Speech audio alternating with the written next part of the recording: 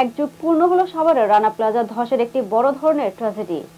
ঢাকা সাভার প্রতিনিধি মাইনুল ইসলাম আইটিভি বাংলাকে জানিয়েছেন, ভয়াবহ সেই 25 এপ্রিল দেশের ইতিহাসে সাভারের রানা প্লাজা ধস একটি বড় ধরনের ট্র্যাজেডি। এই ঘটনা দেশের গণ্ডি পেরিয়ে নাড়া দিয়েছিল বিশ্বকেও।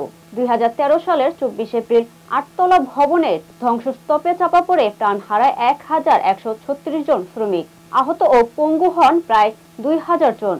মর্মান্তিক এই ঘটনার এক যুগ পেরিয়ে গেলেও এখনো শেষ হয়নি বিচার। 3 বছর আগে শুরু হওয়া সাক্ষ্য 5 ভাগের 1 ভাগও শেষ হয়নি। কবে নাগাদ শেষ হবে তাও বলতে পারছেন না রাষ্ট্র ও আসামি পক্ষের আইনজীবী সহ সংশ্লিষ্টরা। ক্ষতিগ্রস্ত ও আহত শ্রমিকদের পুনর্বাসন সহ দোষীদের সর্বোচ্চ শাস্তি নিশ্চিতের দাবি জানিয়েছেন স্বজন ও শ্রমিক সংগঠনগুলো।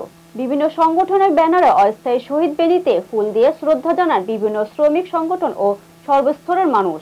এ সময় বিভিন্ন আলোকচিত্র প্রদর্শন করেন এবং নিহত আহতদের স্বজনেরা ছবি হাতে নিয়ে দাঁড়িয়ে থাকতে দেখা যায়। শ্রমিক নেতাদের দাবি, রানা প্লাজার ধসে পড়ার পর প্রায় প্রতিটি শ্রমিক সংগঠনই নড়েচড়ে বসে শ্রমিকদের কর্ম পরিবেশ নিরাপদ রাখতে আন্দোলন শুরু করেন। নিহত ও আহতদের লস অব আর্নিং এর ভিত্তিতে ক্ষতিপূরণ দেওয়ার দাবিও করেন তারা। 24 এপ্রিলকে জাতীয় শোক দিবস ঘোষণা করার জোর দাবি জানান তারা।